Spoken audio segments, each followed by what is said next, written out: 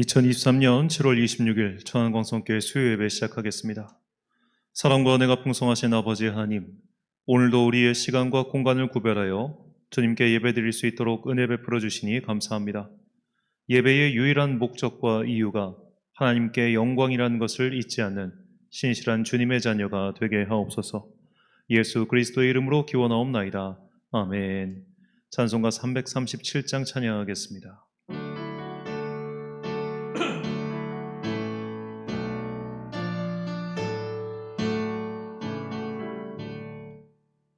내 모든 시험 무거운 짐을 주 예수 앞에 아뢰이며 근심에 쌓인 날 돌아보사 내 근심 모두 맡으시네. 무거운 짐을 나 홀로 지고 견디다 못해 쓰러질 때 불쌍히 여겨 구원해 주리. 은혜의 주님 오직 예수. 내 모든 괴로움 다치는 환난 주 예수 앞에 아뢰이면 주께서 친히 날 구해 주사 넓으신 사랑 베푸시네. 무거운 짐을 나 홀로 지고 견디다 못해 쓰러질 때 불쌍히 여겨 구원해 주리. 은혜의 주님 오직 예수. 내 짐이 점점 무거워질 때 주 예수 앞에 아뢰이며 주께서 친히 날 구해 주사 내 대신 짐을 져주시네. 무거운 짐을 나 홀로 지고 견디다 못해 쓰러질 때 어겨 구원해 주리. 은혜의 주님 오직 예수. 마음의 시험 무서운 죄를 주 예수 앞에 아뢰이며 예수는 나의 능력이 되사 세상을 이길 힘 주시네. 무거운 짐을 나 홀로 지고 견디다 못해 쓰러질 때 불쌍히 여겨 구원해 주리. 은혜의 주님 오직 예수. 예배를 위하여 기도하겠습니다. 사랑과 은혜가 풍성하신 아버지 하나님, 낮의 해를 막는 구름 기둥이 되사 오늘도 우리를 안전한 가운데로 가게 하시고 이렇게 예배의 자리에 나와 예배드릴 수 있도록 은혜 베풀어 주시니 참으로 감사합니다. 아직도 끝나지 않는 수해 복구 작업 가운데 많은 사람들이 고생하고 있습니다. 특별히 생명과 재산을 잃은 유족들과 친지들, 그들의 마음을 위로하여 주옵소서. 또한 생태와 같은 자녀를 수해 복구 작업 가운데 잃은 안타까운 사람들도 있습니다. 주님께서 그 아픈 마음을 위로해 주시고 감히 형언할 수 없는 고통 가운데 있는 그들에게 주님의 위로의 빛을 비춰 주옵소서. 이 나라가 여러 가지 일들로 참으로 많은 시련을 겪고 있으며 또 신음하고 있습니다. 좌와 우가 갈라져서 싸움을 벌인 지도 벌써 몇십 년이나 지났는지 이제 날 도리가 없을 정도입니다. 주님께서 이렇게 화목하지 못하고 싸움을 벌이고 있는 우리를 불쌍히 여겨주시고 이제는 서로의 다름을 인정하고 서로의 다름 가운데 발전을 도모할 수 있는 마음 넉넉한 사람들이 되게 하여 주옵소서. 특별히 주님, 이 험난한 시대를 살아가고 있는 그리스도인들에게 복과 지혜와 은혜와 능력을 더하여 주옵소서. 계속해서 진행되고 있는 이 차별금지법에 대한 여러 가지 악한 시도들이 멈추지 않고 있습니다. 또한 세상 사람들은 우리를 비난하고 욕하고 조롱하는데 조금도 거리낌이 없습니다. 아직도 북한에 억류되어 있는 선교사들을 위한 어떠한 움직임도 없는 이 안타까운 상황을 주님 그저 보고만 계시지 말아주시고 속히 그들이 풀려나와 우리 기도하는 모든 사람들에게 은혜와 기쁨이 넘치게 하여 주옵소서. 특별히 어려운 시절에도 이렇게 믿음을 지키고 있는 주님의 자녀들에게 복과 은혜 내려 주시옵시고, 우리가 믿음을 지킴으로 말미암아 이 세상에 진리의 경종이 되게 하여 주옵소서. 오늘도 우리는 주님께 영과 진리의 신실한 예배를 드리기 위해 이 자리에 모였사오니, 우리의 인간적인 마음과 간구는 사라지고 오직 하나님께 영광이라고 하는 이 개혁자들의 가치가 우리 마음 가운데 심겨지게 하여 주옵소서. 이 모든 말씀 우리의 예배의 주인이 되시고 우리의 삶의 주인 되시는 거룩하신 예수 그리스도의 이름으로 기도드립니다. 아멘.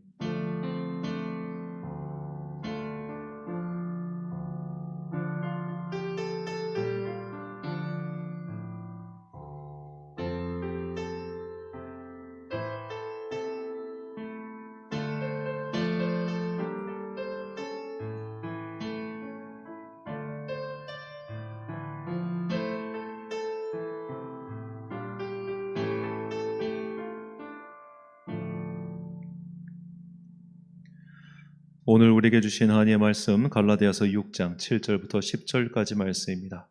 갈라디아서 6장 7절부터 10절까지의 말씀.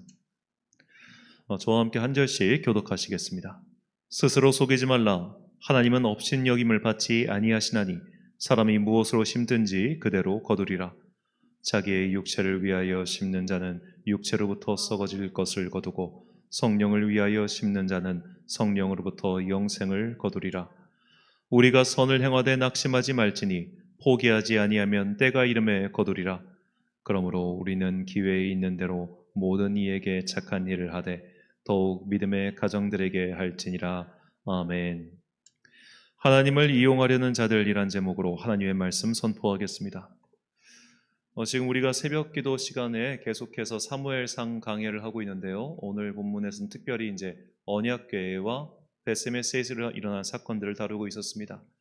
새벽에 하다 보니까 좀 언약궤에 대해서 다시 한번 제대로 정리를 하면 좋겠다는 생각이 들어서 오늘은 특별히 언약궤에 대한 말씀을 드리고자 합니다. 자, 모든 종교에는 전설처럼 내려오는 신물, 그들이 신주단지처럼 여기는 그런 특별한 물건들이 있습니다. 신이 직접 줬거나 혹은 신의 사자를 대리해서 전달해 줬다는 그런 물건들이죠. 대표적으로 이슬람 같은 경우는 메카에 있는 카바가 있습니다. 이 메디나에 있는 모스크 중앙에 이 카바 신전이라고 따로 이렇게 정육면체의 신전이 있는데, 그 안에는 천사 가브리엘이 전해준 검은 돌이 안치되어 있다고 합니다. 그 사진은 일반에 공개되어 있지는 않고요. 자, 그리고 불교에도 이런 신물이 있는데 바로 진신살이라고 하는 것입니다. 진신살이라고 하는 것은 이제 석가모니가 이제 인멸했을 때 그의 몸에서 나온 살이를 특별히 진신살이라고 부릅니다. 그러니까 오직 이 석가 부처의 살이가 진신살이라는 거예요.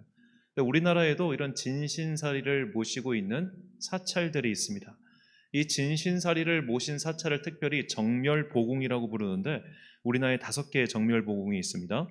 경남 양산에 있는 통도사, 그리고 강원 평창에 있는 오대산 정멸보궁, 그리고 영월에 있는 법흥사, 강원도 정선에 있는 정암사, 그리고 설악산에 있는 보정암의 불례보탑입니다. 자, 이렇게 정멸보궁, 진신사리를 모시고 있는 이런 보궁들이 잘 생각해 보면 전부 다 이 고대 신라 시대의 영토 안에 들어 있습니다. 이것은 이 당나라의 유학을 갔었던 이 지장 율사가 이 진신사리를 가지고 왔다는 전설 때문이죠. 전설인지 진짜인지 알 바 아니지만 그렇게 해서 우리나라 이런 사찰들이 세워졌고, 이 사찰들에는 좀 특별한 것이 탱화라고 해가지고 이런 부처라든지 그런 그림이 일절 없습니다.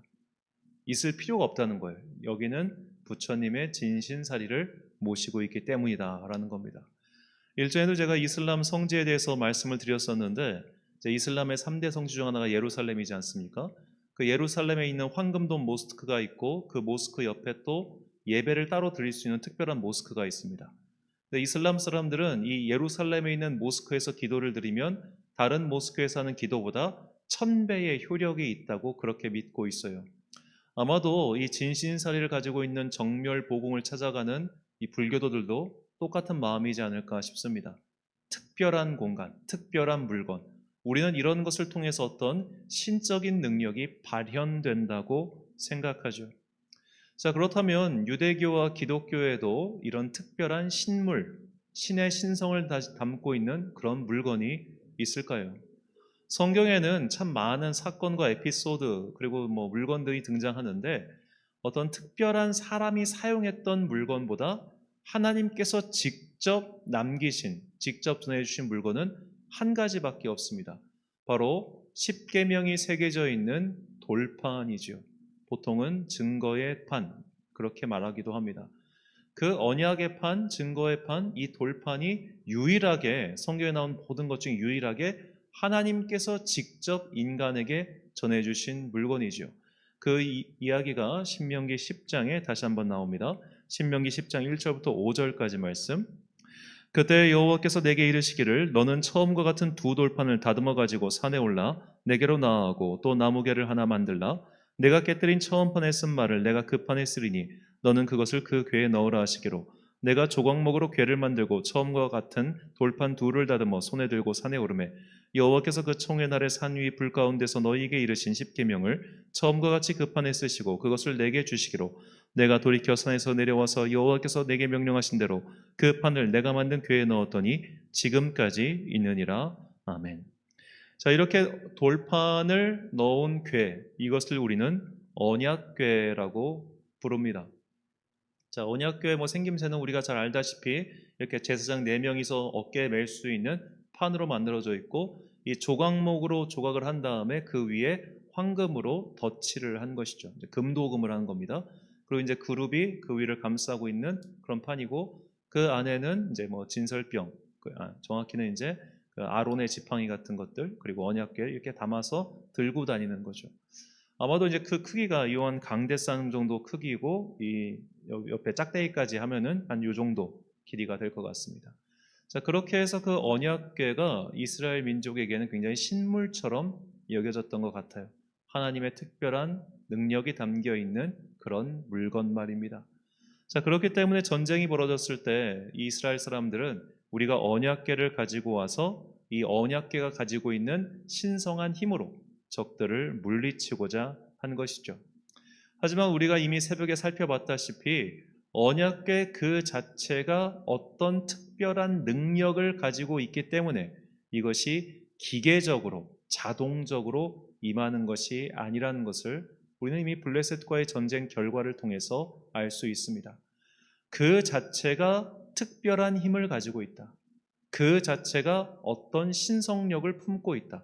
이것은 판타지 소설에서 나오는 이야기지 하나님께는 전혀 적용되지 않는 것입니다. 이것이 사실 오늘 설교의 결론이기도 하죠. 그런데 사람들은 이 언약궤와 관련된 성경 속의 두 가지 사건으로 인해 이 언약궤 자체에 신비한 능력이 있다고 생각하게 되었습니다. 첫 번째 사건은 오늘 새벽 본문이기도 한 베세메스 사람들이 언약궤 안을 들여보다가 몰살당한 일이죠. 사무엘상 6장 19절 말씀입니다. 베세메스 사람들이 여호와의 궤를 들여다본 까닭에 그들을 치사 5만 70명을 죽이신지라 여호와께서 백성을 쳐서 크게 사륙하셨으므로 백성이 슬피 울었더라. 아멘. 여기 5만의 가로가 쳐져 있는 이유는 어떤 사본에는 5만 70명이라 되어 있고 또 어떤 사본에는 5만이 빠져 있고 70명만 기록되어 있기 때문에 이 5만의 가로가 쳐져 있습니다. 사실상 이 베세메스가 큰 마을도 아니었기 때문에 그 마을에 5만 명이 살고 있다는 것도 이제 고고학적으로는 좀 불가능한 일이기도 하고 또 우리가 생각해 봤을 때 이제 그 언약궤 안을 들여다보는데 5만 명이 한꺼번에 들여다볼 수는 없을 거 아니에요. 그래서 학자들은 70명이다라고 그렇게 생각하고 있습니다. 자, 여하튼 이렇게 70명의 사람들이 언약궤 안을 들여다본 까닭에 그렇게 몰살을 당했습니다. 그리고 두 번째 이 언약궤와 관련된 또 다른 사건이 이제 다윗 때 일어났던 베레스 우사의 사건입니다. 다윗이 이제 다윗 왕궁을 건설하고 이제 정치적으로 다 안정이 되었어요. 그러자 이제 내가 이렇게 안정이 되었으니 하나님의 언약궤를 내가 살고 있는 이 성으로 모셔야겠다고 해서 기럇 여아림에 있었던 아비나답의 집에서 여호와의 언약궤를 들고 다윗 성으로 옮깁니다. 일종의 행궁을 한 셈이죠. 그렇게 해서 옮기는 와중에 나곤의 타작마당을 지날 때 이 언약궤를 싣고 있었던 수레가 막 흔들려요. 그래서 자칫하면 떨어지겠다 싶어가지고 우사가 그것을 떨어지지 않도록 붙잡았다가 그대로 사망한 사건이었습니다. 사무엘하 6장 6절 말씀, 6절과 7절 말씀. 그들이 나곤의 타작마당에 이르러서는 소들이 뛰므로 우사가 손을 들어 하나님의 궤를 붙들었더니 여호와 하나님이 우사가 잘못함으로 말미암아 진노하사 그를 그곳에서 치시니 그가 거기 하나님의 궤 곁에서 죽으니라. 자, 이 두 가지 사건, 언약궤와 관련된 이 두 가지 죽음의 사건 때문에 사람들에게는 언약궤에 대한 약간 이상한 편견 혹은 이상한 관념이 생기기 시작했습니다. 그것은 크게 두 가지로 볼 수 있는데요. 첫 번째로 레위인이나 제사장이 아닌 자가 만지면 그는 죽는다. 그리고 언약궤 안을 쳐다본 사람은 죽는다라고 하는 관념입니다. 자, 이런 통념, 관념, 상식 이런 것들이 사실 굉장히 비성경적이라는 것을 우리가 조금만 생각해 봐도 알 수 있습니다. 첫 번째로 블레셋과 이스라엘 민족 사이에 전쟁이 일어나서 블레셋 사람들이 언약궤를 탈취해 가지 않습니까? 그때 뭘로 옮겼을까요? 블레셋 사람들이 옮겼습니다. 그런데 그들은 언약궤에 손을 댔다는 이유로 죽임을 당하지 않았습니다. 그들에게 문제가 생긴 것은 그 언약궤를 다곤 신전 안에 들여다 놓은 이후에야 벌어진 일이죠. 만약에 처음부터 그 전장에 놓여 있었던 언약궤를 블레셋 사람들이 만지는 즉즉 다 죽었다. 그러면 그들은 당연히 언약궤를 거기다 두고 떠났을 겁니다. 오히려 두려워하면서 말이죠. 그런데 언약궤를 다곤 신전 안에 두었고 그로 인해서 생긴 것은 악성 종양이었습니다. 이 악성 종양 때문에 블레셋 사람들이 얼마나 죽었는지는 성경에 나오지 않습니다만 분명한 것은 하나님께서는 당신의 언약궤를 탈취해간 블레셋 사람들을 벳세메스 사람들을 대하시는 것보다 오히려 정중하게 대하신 것 같아요. 벳세메스 사람들은 그야말로 그 자리에서 즉결 처분을 받았지만 블레셋 사람들에게는 상당히 여지가 있었습니다. 자, 두 번째로 이 벳세메스로 돌아온 이 언약궤가 그 다음에 어디로 가냐면 기럇 여아림에 살고 있었던 아비나답의 집으로 갑니다. 기럇 여아림은 유다 지파 땅 서쪽 끝 경계선에 있는 작은 마을입니다. 여기만 넘어가면 바로 블레셋이에요. 그러니까 사실상 기럇 여아림은 블레셋, 그러니까 이방과 굉장히 섞여 있는 지역이라는 것을 알 수 있습니다. 왜냐하면 우리가 사사기 때 이 삼손의 경우도 살펴봤지만 그 당시에는 이게 국경 결혼 개념이 없었기 때문에 그쪽으로 가까이 가면 갈수록 서로 섞여 살고 있었어요.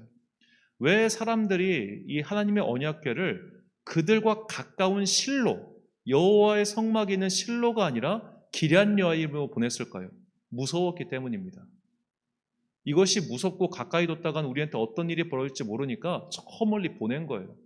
기럇 여아림은 유다 지파 땅이고 그러면 아비나답은 높은 확률로 유다 지파 사람일 겁니다. 유다 지파 사람 아비나답의 집에 있었음에도 불구하고 그들은 별 이상이 없었어요. 무려 20년 동안 말입니다. 그런 20년이란 기간 속에서 우리는 다시 한번 우사의 사건도 살펴봐야 됩니다. 우사는 아비나답의 아들입니다. 물론 그는 당연히 제사장이 아니죠. 그런데 20년 동안 집에서 잘 모시던 언약궤가 하필이면 거기 가다가 그가 만졌다고 죽었어요. 이것이 기계적인 결과일까요? 그렇지 않습니다. 하나님께서는 우사가 단지 언약궤가 흔들리는 것을 만졌기 때문에 치신 게 아니에요. 이 모든 과정, 다윗이 아비나답의 집에서 예루살렘까지 이 언약궤를 옮기는 모든 과정이 하나님 마음에 들지 않았기 때문입니다. 분명히 결정적인 다윗의 어떤 실수가 있었기 때문에 우사를 치신 것이죠. 자, 그러므로 우리가 언약궤에 가지고 있었던 어떤 상식이 틀린다는 것을 인정해야 됩니다. 언약궤는 레위인만 만질 수 있는 것도 제사장만 만질 수 있는 것도 아니었습니다. 더군다나 이 베레스 우사의 사건 이후에 그 언약궤가 어디로 갔는지를 살펴보면 더 놀랍습니다. 사무엘하 6장 10절과 11절 말씀. 다윗이 여호와의 궤를 옮겨 다윗성 자기에게로 메어가기를 즐겨하지 아니하고 가드 사람 오베데돔의 집으로 메어간지라. 여호와의 궤가 가드 사람 오베데돔의 집에 석 달을 있었는데 여호와께서 오베데돔과 그의 온 집에 복을 주시니라. 자, 가드 사람 오베데돔의 집으로 여호와의 언약궤를 옮겼습니다. 가드는 블레셋의 도시입니다. 그러므로 높은 확률로 이 오벳에돔이라는 사람은 블레셋 출신입니다. 실제로 다윗의 신하들 가운데 가드 출신들이 꽤 많았어요. 왜냐하면 그가 가드 왕 아기스에게 몸을 의탁했기 때문이죠. 그러니까 그 당시에서 블레셋 출신의 부하들이 다윗의 사람들 가운데 꽤 있었고 오베데돔 또한 그런 사람들 가운데 하나였을 것이다. 우리는 유추할 수 있겠습니다. 자, 그러므로 이스라엘 민족이 아닌 다른 사람, 레위인이 아닌 다른 사람이 언약궤에 손을 대면 죽는다. 이런 생각은 사실 완전히 틀린 것이라는 것을 우리는 성경을 통해서 확인할 수 있겠죠. 자, 하나님께서는 이스라엘 민족을 물론 특별한 자신의 민족으로 제사장 나라로 세우셨습니다. 하지만 우리가 요나서를 통해서도 알 수 있다시피 하나님께서는 원래 모든 민족을 창조하신 모든 민족의 하나님이세요. 너희들만 특별하고 너희들만 귀한 게 아니라 사실 모두가 귀해. 너희는 그 모든 민족이 하나님의 자손이라는 것을 보여주고 알려주기 위한 모델이지 너희가 자체가 특별한 게 아니란 말이야. 이것이 성경 속에서 계속해서 나타나는 사건들이라는 겁니다. 그런데 우리가 이런 성경 속에 있는 그리고 하나님의 뜻도 분별하지 못한 채 언약궤 자체가 특별하다. 제사장만이 언약궤를 만질 수 있었기 때문에 제사장이 아니었던 우사가 만져서 죽었다. 이런 식으로 해석하는 것은 큰 잘못입니다. 때로는 이제 이 다윗이 옮겨가는 과정에서 여호와의 언약궤를 제사장들이 매지 않고 수레에 실었기 때문에 하나님께서 진노하셨다. 이렇게 해석하는 경우도 있습니다만 이것도 조금만 생각해 보면 이상한 게 블레셋 사람들이 베세메스로 언약궤 보낼 때 수레에 실어 보냈잖아요. 그러니까 이런 것이 무슨 수학 공식 마냥 이렇게 하면 죽고 이렇게 하면 치고 이게 아니라는 겁니다. 하나님은 우리의 방법보다 우리의 중심을 보시기 때문입니다. 우리가 아무리 절차상 방법상 하자 없이 진행한다 한들 우리의 마음속에 하나님을 향한 진심이 없으면 하나님께서 그 제사를 안 받으시는 것과 동일하죠. 그래서 우리가 정말 많은 선지자들이 말하는 것처럼 나는 너희의 화목제물도 싫고 너희의 이런 것도 다 싫어. 내가 원하는 것은 인자와 자비를 행하는 너희의 진실된 삶이야 라고 말씀하시는 것처럼 예레미야를 통해서 너희는 이것이 여호와의 성전이다 여호와의 성전이다 여호와의 성전이다 하는 거짓말을 믿지 말라라고 하신 것처럼 하나님은 언제나 우리의 중심을 보시지 언약궤라고 하는 특별한 신물을 통해서 기계적으로 활동하시는 그런 분이 아니라는 겁니다. 자, 이렇게 이제 이 이후에 언약궤는 성경에서 거의 등장하지 않다가 언제 등장하냐면 솔로몬이 성전을 완공한 이후에 제사장들인데 이렇게 이야기를 해요. 너희는 더 이상 언약궤를 맬 필요가 없다. 이제 언약궤는 이 성전에 딱 봉인되어서 더 이상 어디로 가지 않을 것이다. 그런 말을 합니다. 그 이후로 역사서에서 언약궤는 더 이상 등장하지 않습니다. 그러다 보니까 이 언약궤에 대한 참 많은 망상들이 퍼지기 시작합니다. 대표적으로 이 언약궤와 관련된 망상의 사례는 바로 솔로몬과 그를 찾아온 시바의 여왕 사이의 사건입니다. 우리가 알다시피 솔로몬이 하나님께 특별한 지혜를 구하지 않습니까?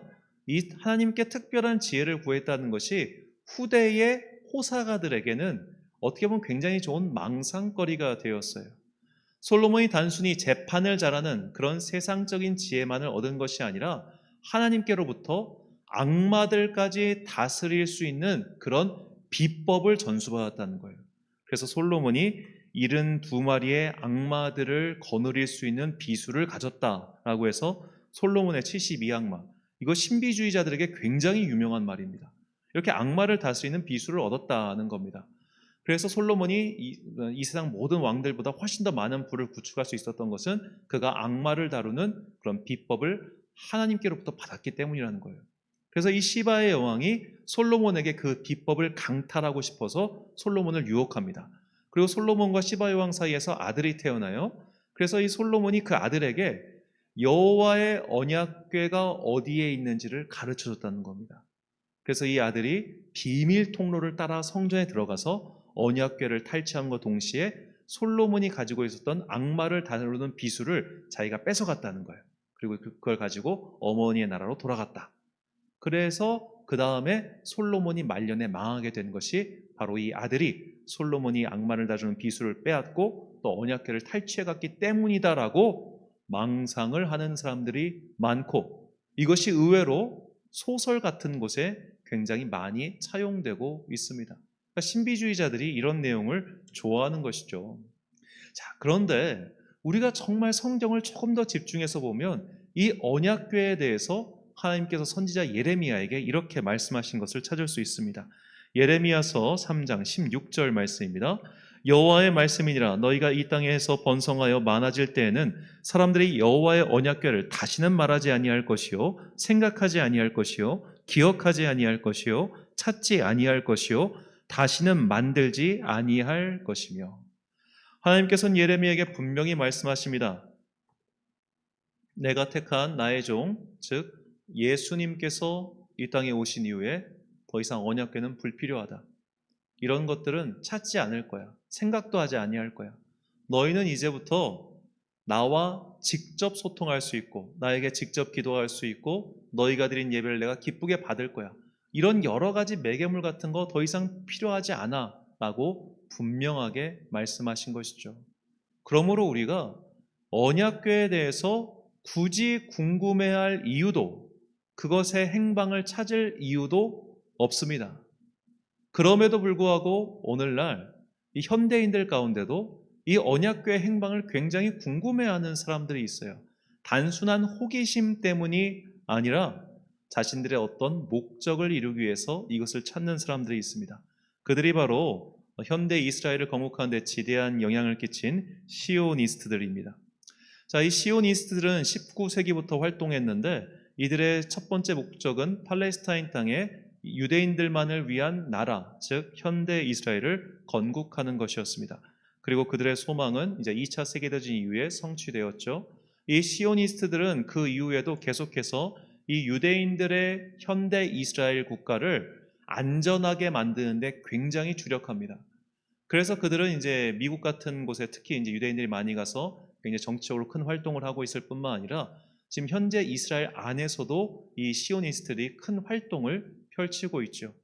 이런 시오니스트들이 자신들의 어떻게 보면 정당성을 위해서 건축하려고 하는 대표적인 활동이 바로 제3성전입니다.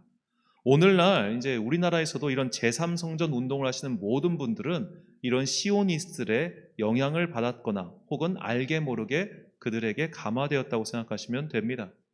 자, 이들이 생각하는 제3성전은 무엇인가? 솔로몬의 제1성전, 그리고 수르바벨의 제2성전. 그리고 이들은 헤롯이 지었던 예루살렘 성전은 성전으로 치지 않아요. 왜냐하면 이방인이 지었기 때문입니다. 그래서 현대 유대인들이 새롭게 건설할 제3성전을 목표로 하고 있는 겁니다. 그런데 이 제3성전의 모습이 되게 재밌어요. 이들의 궁극적인 목적은 이 제3성전을 어디다 세우느냐? 현재 예루살렘에 있는 황금돔 모스크 사원, 거기를 허물고, 왜냐하면 거기가 이제 추측컨대 옛날 예루살렘 성전 터이고 거기가 모리아 산이기 때문에 거기를 허물고 그 위에다가 성전을 새롭게 짓겠다는 겁니다. 그러니까 사실 이 시오니스트의 주장은 이슬람 사람들의 주장과 거의 똑같은 거예요. 그렇게 해서 이제 그 성전을 지을 때 이 성전의 모양은 어떤 모양이 되어야 되냐? 과거에 솔로몬이 지었던 것과 똑같은 걸로 만들어야 된다고 주장하고 있습니다. 그래서 그걸 실제로 준비하는 사람들이 있더라고요. 영상에서 보고 좀 황당했는데 저는 이게 굉장히 비성경적임을 분명히 우리는 알 수 있습니다. 자, 그들이 지으려고 하는 성전이 왜 비성경적이냐? 우리가 에스겔서를 보면 하나님께서 만드실 예루살렘 성전에 대한 환상이 나옵니다. 그 모양과 규격이 나와 있습니다. 저는 만약에 이런 시오니스트들이 예루살렘에 에스겔에게 보여주신 그 환상의 성전을 건축할 거다라고 하면 동의할 의향이 있어요. 그런데 그들은 솔로몬의 성전을 재현하고 싶어 합니다. 이 목적이 무엇일까요? 그들은 민족주의자라는 겁니다. 그들은 성경을 정말로 말씀 그대로를 온전히 추구하는 집단이 아니에요. 자기들이 좋아하는 말씀만 갖다 쓰고 자기들에게 필요한 것들만 갖다 쓰는 그야말로 민족주의자, 그 이상도 그 이하도 아닙니다. 어째서 바벨론 포로기를 거쳤던 유대인들이 정말로 하나님의 말씀을 주목하고 말씀대로 살기 위해 발버둥을 쳤지만 그들이 언약궤를 만들지 않은 이유가 무엇일까요? 예레미야를 통해서 이미 말씀하셨기 때문입니다. 그래서 수룹바벨의 제2성전이든 헤롯의 이후 성전이든 간에 그들은 더 이상 언약궤를 만들지 않습니다. 그들은 오직 말씀대로 어떻게 하면 살 것인가, 이 해석을 가지고 서로 다투고 싸우긴 했지만 성경 말씀을 정말로 진중하게 받아들이고 그것을 연구하고 적용하는데 굉장히 힘을 기울였죠. 그 결과물이 지금도 남아있는 바벨로니안 탈무드입니다. 어떻게 하면 이야기 속에서 하나님의 말씀대로 살아가는 사람들의 이야기를 남길 것인가, 그것을 집중하는 것이죠. 그리고 그런 또 다른 결과물이 지금 우리가 보고 있는 히브리어 구약 성경이기도 합니다. 하지만 시오니스트들은 오직 민족주의를 위한 목적으로 사실 그들은 성경보다 탈무드를 더 숭배하고 유대인들의 민족 정통을 수호하는 데 더 주력하고 있으며 무엇보다 카발라라고 하는 유대교 신비주의를 더 신봉합니다. 그러니까 그들은 말씀대로 사는 게 목적이 아니라 전통대로 살기 위해서 성경을 이용하고 있는 자들이라는 것이죠. 오늘날 이렇게 성경을 이용하려고 하는 자들, 더 나아가서는 하나님을 자신의 목적을 위해 사용하려고 하는 자들이 버젓이 활동하고 있으며 지금 우리 가운데도 그런 사람들이 분명히 있고, 그리고 우리 안에도 그런 모양이 있다는 겁니다.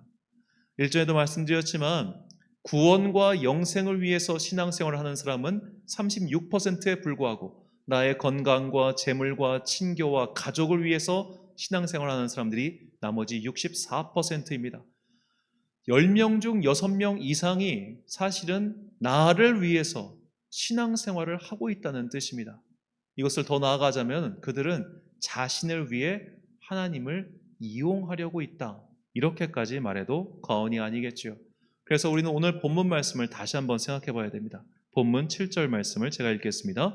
스스로를 속이지 말라. 하나님은 만홀히 여김을 받지 아니하시나니 사람이 무엇으로 심든지 그대로 거두리라. 자, 이 7절 말씀을 제가 개역 한글 옛날 성경으로 읽었는데요. 여기서 이제 만홀히 여기다, 요즘엔 사용하지 않는 표현이라 합니다만, 이 만홀히 여기다라는 말은 헬라어로 미크테리조이는데 이는 되는 대로 내버려 두고 등한시하다라는 의미입니다. 헬라어 원문의 뜻은 우하며 비아냥거리다라는 의미예요. 하나님을 비아냥거리는 자들이 있습니다. 내가 이렇게 하면 하나님을 속일 수 있겠지? 내가 이렇게 하면 하나님께서 내 뜻대로 이용당해 주시겠지라고 생각하는 사람들 말입니다. 정말 이런 사람들 많습니다. 물론 이것을 입 밖으로 내진 않지만 행동은 이렇게 해요. 내가 10만 원 헌금하면 하나님께서 100만 원 돌려주시겠지. 내가 이렇게 봉사하면 하나님께서 이렇게 해주시겠지.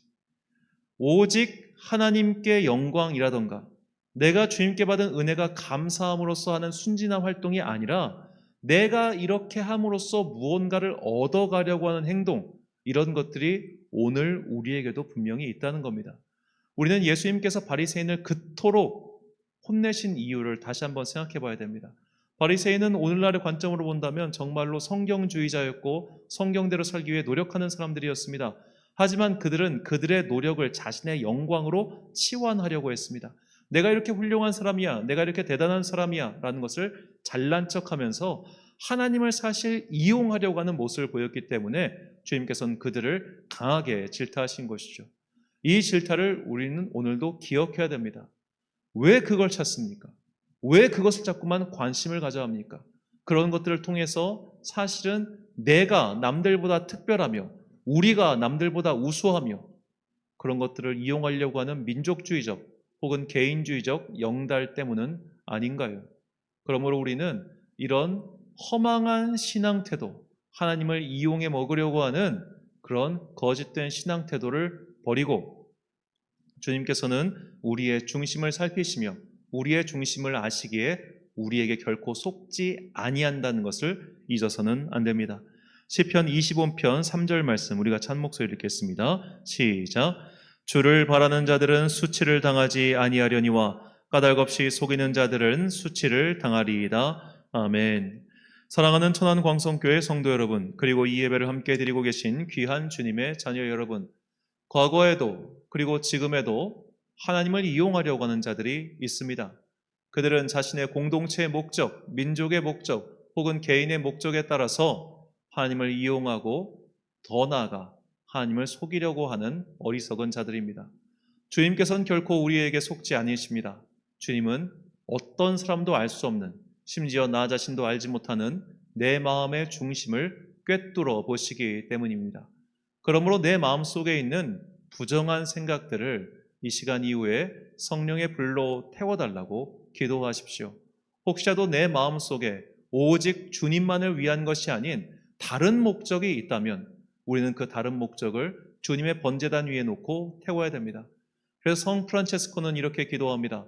주님, 내가 주님을 사랑하는 목적이 단지 천국에 가려고 하는 것이냐면 그 천국 문 앞에 반월돌을 든 천사를 세워 주옵소서.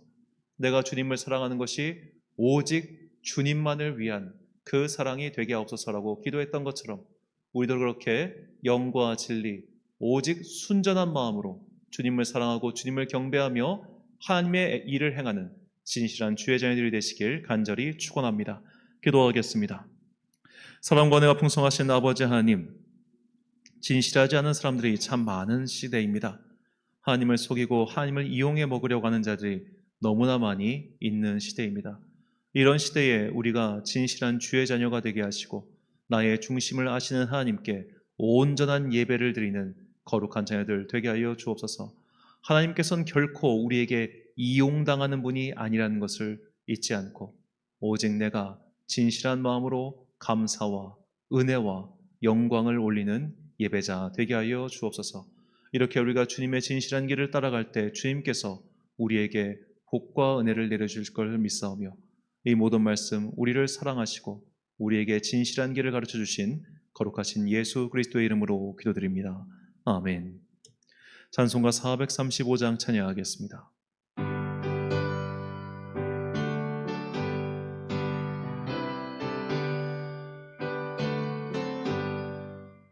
나의 영원하신 기업 생명보다 귀하다. 나의 갈 길 다가보러 나와 동행하소서. 주께로 가까이 주께로 가오니 나의 갈 길 다가도록 나와 동행하소서.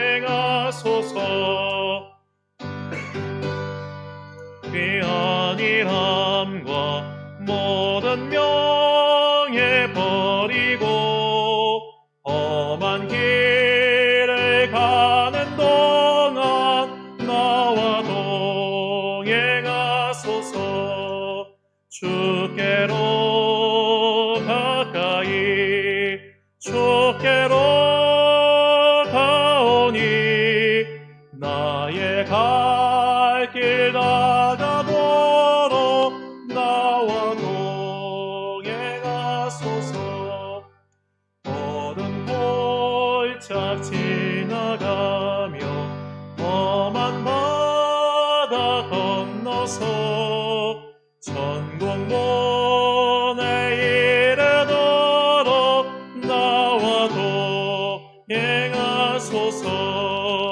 주께로 가까이 주께로 가오니 나의 갈 길 다가도록 나와 동행하소서.